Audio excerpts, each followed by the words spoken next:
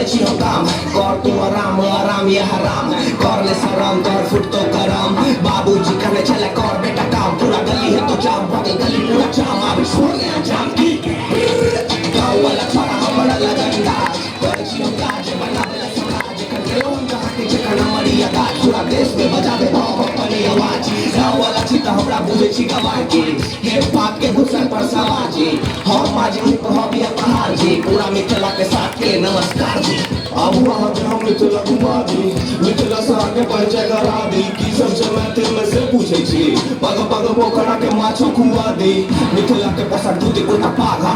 दाल भात संगे खाई छी सागा मिथिला के लड़का जंगल के